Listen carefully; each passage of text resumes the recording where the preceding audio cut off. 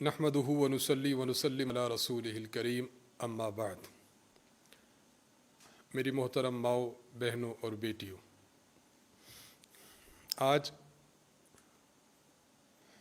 صراط مستقیم کورس کا سبق نمبر 6 ہے۔ آج کے سبق میں بھی انشاءاللہ العزیز 5 باتیں بیان ہوں گی۔ نمبر 1 قرآن مجید کی آیت، نمبر 2 حدیث مبارک، نمبر 3 ایک عقیدہ، نمبر 4 مسئلہ، نمبر 5 دعا۔ ابتدا کرتے ہیں قرآن مجید سے۔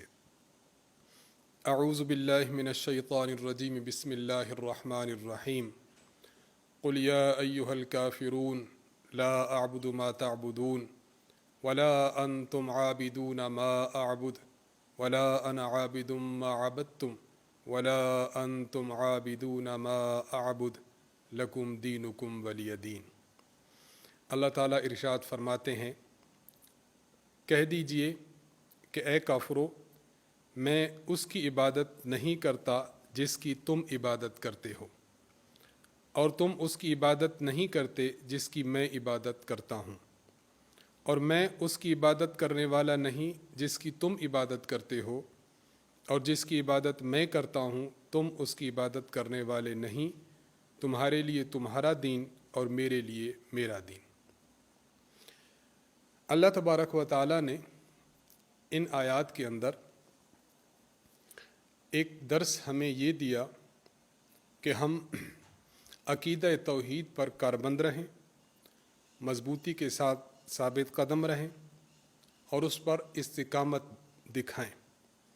ہم نے جب یہ کہہ دیا کہ اللہ تعالیٰ ایک ہے، اللہ تعالیٰ کا کوئی شریک نہیں، اللہ تبارک و تعالیٰ ہی کی عبادت ہے، تو ہم اسی پر کاربند رہیں۔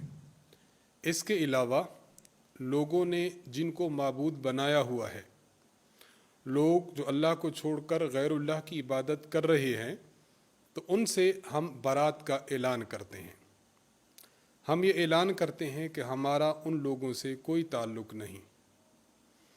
تو ان آیات میں 2 چیزیں ہو گئیں، نمبر 1 توحید پر استقامت، اور نمبر 2 شرک سے بیزاری۔ توحید پر استقامت انسان کو دکھانی چاہیے، اور شرک سے بیزاری اس کا اظہار بھی کرنا چاہیے۔ قل یا ایھا الکافرون، اے کافرو، لا اعبد ما تعبدون، میں ان کی عبادت نہیں کرتا جن کی تم عبادت کرتے ہو۔ یہاں ایک نقطہ یہ سمجھ لیں، لا اعبد ما تعبدون ولا انتم عابدون ما اعبد، آگے ولا انا عابد ما عبدتم ولا انتم عابدون ما اعبد۔ بظاہر یہ معلوم ہوتا ہے کہ جو مضمون پہلے 2 جملوں میں بیان ہوا ہے کہ میں ان کی عبادت نہیں کرتا جن کی تم کرتے ہو، اور تم بھی ان کی نہیں کرتے جن کی میں کرتا ہوں، اس کا مضمون، اور آگے جو جملے ہیں ولا انا عابد ما عبدتم ولا انتم عابدون ما اعبد، یہ جملے بظاہر لگتا ہے کہ جملے ایک ہیں۔ علماء نے اس کے کئی مفہوم ذکر کیے ہیں، میں ایک مفہوم عرض کر دیتا ہوں۔ ان جملوں میں سے جو پہلے 2 جملے ہیں، اس کا مطلب یہ ہے کہ فی الحال، یعنی اس وقت، میں ان کی عبادت جن کی کر رہا ہوں تم ان کی عبادت نہیں کرتے، اور اس وقت جن کی تم عبادت کر رہے ہو ان کی عبادت میں نہیں کر رہا۔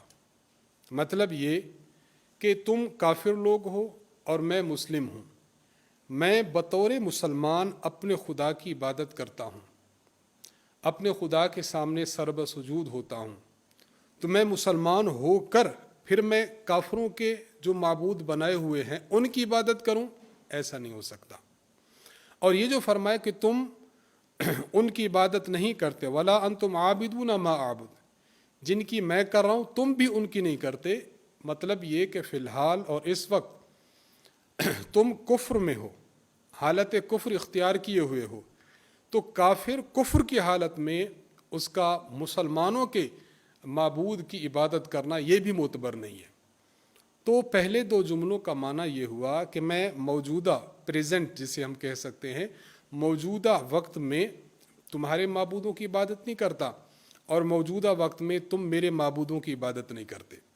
आगे, वला अन आबिदुम मा अबदतुम वला अंतुम आबिदून मा आबुद, आइंदा चलकर भी मैं तुम्हारे माबूदों की इबादत नहीं करूँगा, यानी तुम मुझसे ये तवक्को हरगिज़ मत रखो कि मैं मुस्तकबिल में जाकर मुसलमान हूँ, मोमिन हूँ, फिर तुम्हारे माबूदों की इबादत करूँ। ऐसा भी नहीं हो सकता।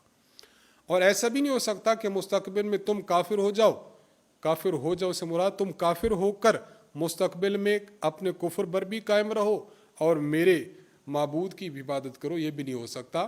तुम कुफ्र में रह कर जब इस्लाम की बात करोगे तो ये तुम्हारा इस्लाम की बात करना तुम्हें कुछ नफ़ा न देगा। मतलब ये निकला कि काफिर अगर ये चाहता है कि वो इस्लाम पर आए तो मुकम्मल तौर पर उसको इस्लाम पर अमल पैरा होना चाहिए। कुछ बातें कुफ्र के लिए, कुछ बातें इस्लाम के लिए, और दोनों का मलगूबा बनाकर अपना अमल उम्मत के सामने पेश करे तो ये दुरुस्त नहीं।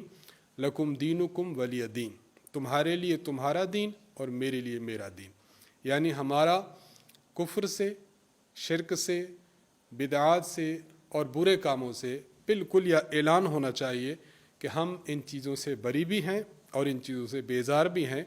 हम इस्लाम, दीन मुहम्मदी, कुरान करीम और आ हज़रत सल्लल्लाहु अलैहि वसल्लम के फ़रामीन पर अमल करने वाले हैं, इसका बाज़ाब्ता इज़हार होना चाहिए।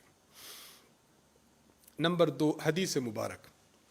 सही बुखारी में हज़रत अबू मूसा अशअरी रदियल्लाहु ताला अन्हु की रिवायत है।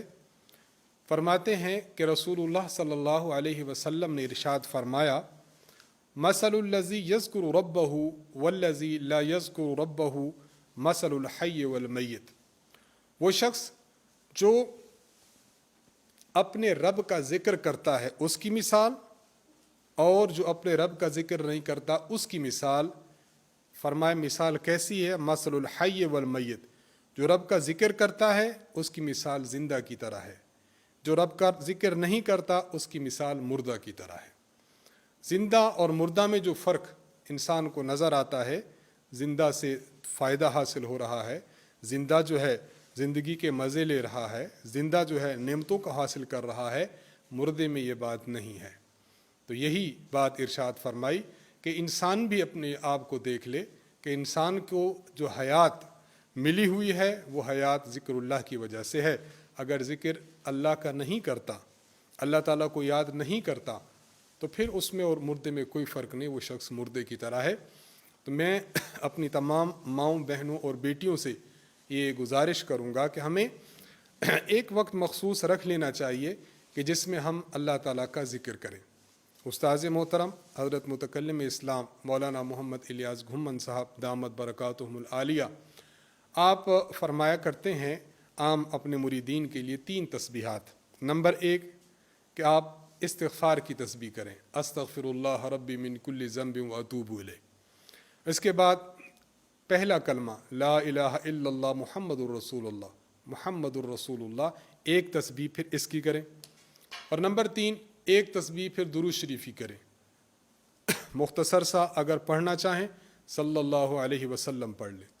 अगर आप दुरूद इब्राहिमी पढ़ना चाहें, वक्त मौजूद है तो जी बिस्मिल्लाह, इसकी भी तरतीब बनाई जा सकती है। तो कोई सा वक्त रख लिया जाए।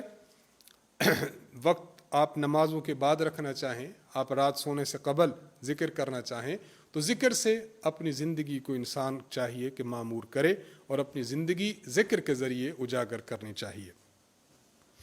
नंबर 3 अक़ीदा। अक़ीदा तौहीद पहले बयान हो चुका है। अक़ीदा तौहीद के मुखालिफ जो चीज़ आती है उसे शिर्क कहते हैं। आज शिर्क के मुतालिक बात होगी कि शिर्क कहते किसे हैं और अमूमन शिर्क की कितनी अक़साम हैं।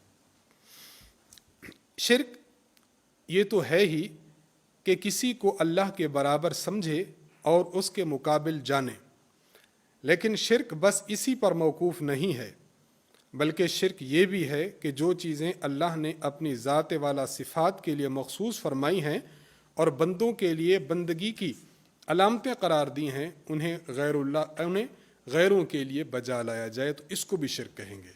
तो अल्लाह की ज़ात में किसी को शरीक ठहरा दिया जाए, अल्लाह की सिफ़ात में शरीक ठहरा दिया जाए, या वो ख़ास उमूर जो अल्लाह ही की इबादत समझे जाते हैं उनको गैरुल्लाह के लिए किया जाए। मसलन सजदा ये अल्लाह ताला की ज़ात को किया जाता है, कोई शख्स अल्लाह को छोड़कर किसी और बंदे को सजदे शुरू कर दे, ये भी शिरक है।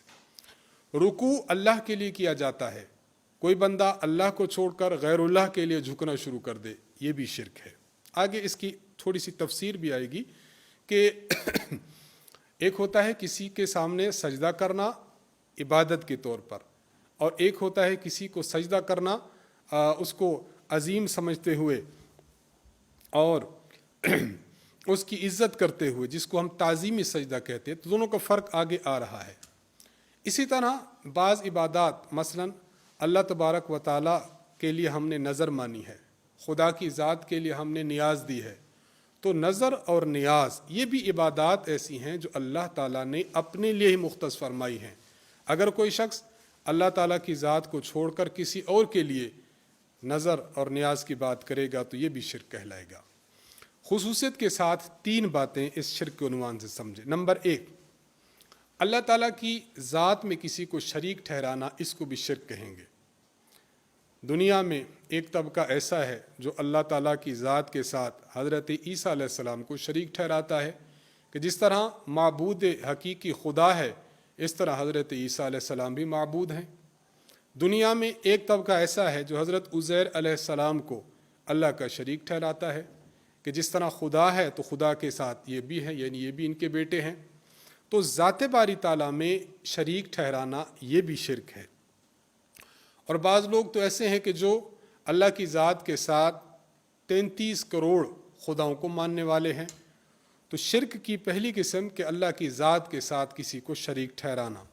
नंबर 2, शिर्क की एक किस्म और एक सूरत ये भी है, किसी भी बंदे के लिए उन गैब की बातों का इल्म अल्लाह ताला की अता से मानना जिनके बारे में कुरान और हदीस में तसरीह है कि अल्लाह के अलावा इनको कोई नहीं जानता। मसलन ये इल्म कि क़यामत कब आएगी।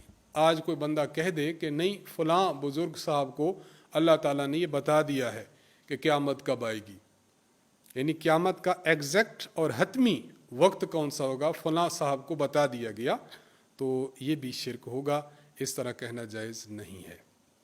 नंबर 3, किसी बंदे में तसर्रुफ़ और कुदरत को अल्लाह ताला की अता समझे कि फ़लाँ बंदे में अल्लाह ताला ने इस काम की कुदरत दे दी है, और साथ ये माने कि उसका किसी को नफ़ा या नुकसान पहुँचाना अल्लाह ताला की मर्ज़ी और इरादे का पाबंद नहीं है। अगर इस तरह उसने किसी ने अकीदा रख लिया तो ये भी अकीदा शिर्क कहलाएगा। मसलन मैं इसकी सादा सी मिसाल देता हूँ। एक बंदा किसी को कत्ल करना चाहता है। एक बंदा अकीदा रखता है कि फ़लाँ साहिब को अल्लाह ताला ने कत्ल करने की तौफीक दे दी, तौफीक क्या, उसको क़ुव्वत दे दी है। अब जब ये बंदा फ़लाँ को कत्ल करेगा, फ़लाँ को मारेगा, फ़लाँ का सामान चोरी करेगा, तो अब ये अल्लाह के इरादे और अल्लाह की मर्ज़ी इसमें है ही नहीं, बस इसको जो दे दिया अब यही जाने और इसका काम जाने, तो ये भी शिर्क है।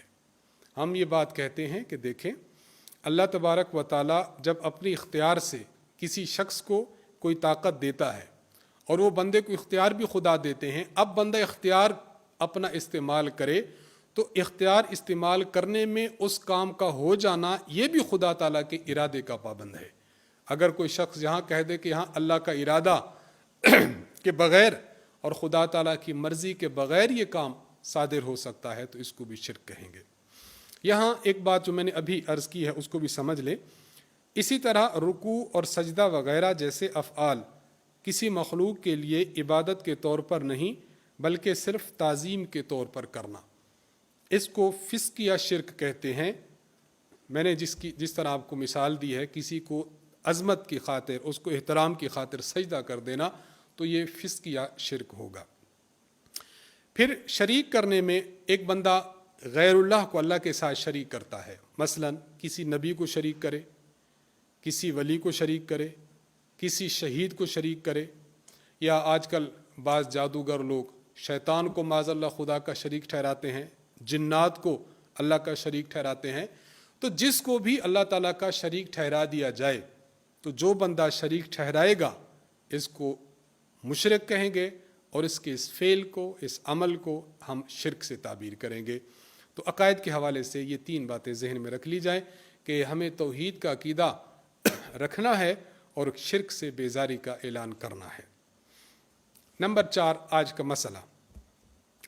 آج انشاءاللہ وضو کے فرائض، وضو کی سنتیں اور وضو کے مستحبات بیان ہوں گے۔ وضو کے 4 فرض ہیں۔ نمبر 1 اپنا چہرہ دھونا۔ چہرے کی حدود سمجھ لیں، بالوں کی، پیشانی کے بالوں سے لے کر ٹھوڑی تک، اور دائیں کان کی اس لو سے لے کر بائیں کان کی لو تک، یہ جو درمیان میں پورا ایریا ہے اسے ہم چہرہ کہتے ہیں۔ نمبر 1 چہرہ دھونا۔ نمبر 2 دونوں ہاتھوں کو کوہنیوں سمیت دھونا۔ کوہنیوں سمیت یعنی کوہنیاں بھی اس میں شامل ہیں۔ نمبر 3 چوتھائی سر کا مسح کرنا، یہ فرض مقدار ہے۔ ویسے پورے سر کا مسح کرنا سنت ہے، لیکن چوتھائی سر کا مسح کرنا فرض ہے کہ اتنا مسح بھی اگر کسی نے نہ کیا تو نماز نہ ہوگی، وضو اس کا کام ہوگا ہی نہیں۔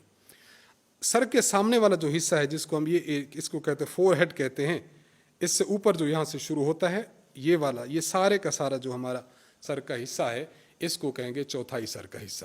تو یہاں آپ کو چاہیے کہ ہم اس کا مسح کر لیا کریں۔ اور نمبر 4 پاؤں دونوں ٹخنوں سمیت دھونا، یہ وضو کے 4 فرائض ہیں۔ وضو کی سنتیں۔ نمبر 1 نیت کرنا۔ نیت کیا کریں گے کہ ہم وضو کر رہے ہیں، ہر ایک بندے کی نیت ہوتی ہے، دل میں اس کا برل استحضار کر لیا جائے، دل میں خیال کر لیا جائے کہ میں وضو کر رہا ہوں۔ اگر نیت کے بغیر کوئی اس کے ہاتھ دھل جاتے ہیں، سر دھل جاتا ہے، چہرہ دھل جاتا ہے، بارش میں بھیگ گیا سارے کا سارا، یا جا رہا تھا کوئی شخص اور پانی میں گر گیا، تو اب نیت کے بغیر اس کے یہ اعضاء دھل گئے ہیں تو ہم کہیں گے وضو تو ہو گیا لیکن نیت کا جو ثواب ہے وہ اس کو نہیں ملے گا۔ نمبر 2 بسم اللہ پڑھنا۔ نمبر 3 دونوں ہاتھوں کو دھونا، یہ سنت ہے۔ نمبر 4 مسواک کرنا۔ مسواک کا جس طرح مرد اہتمام کرتے ہیں، میں اپنے ماؤں، بہنوں، بیٹیوں سے بھی یہ گزارش کروں گا کہ مسواک کا آپ بھی اہتمام کیا کریں۔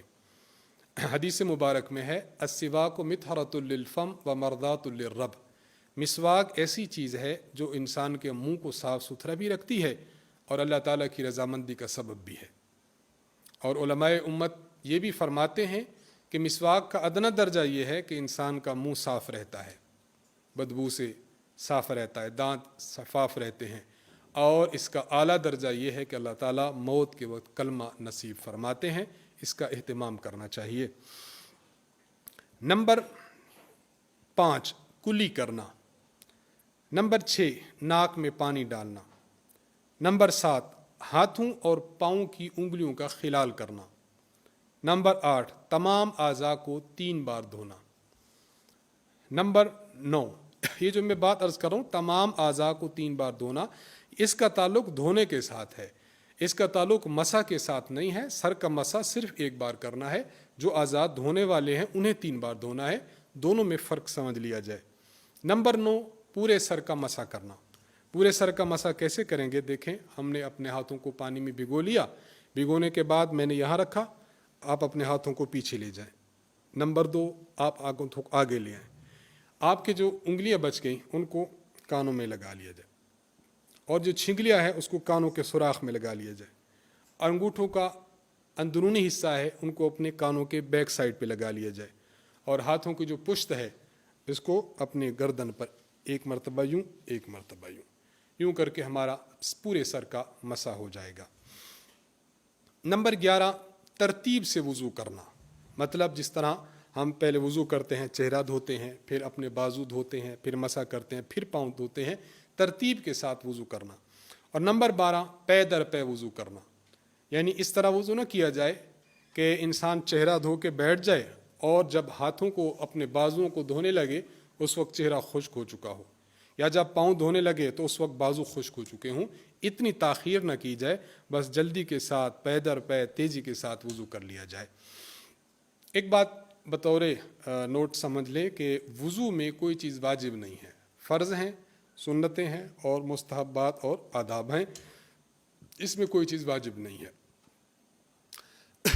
ایک بات اور بھی سمجھ لیں کہ ہم جو اپنے اعضاء کو دھوتے ہیں تو دھونے والا جو فرض ہے وہ فرض ادا کیسے ہوگا، اس کے لیے بنیادی طور پر 2 شرطیں ہیں۔ نمبر 1، اپنے اعضاء پر اتنا پانی بہایا جائے کہ اعضاء سے اور پارٹس آف باڈی سے جو ہے قطرے نیچے گرنے لگے۔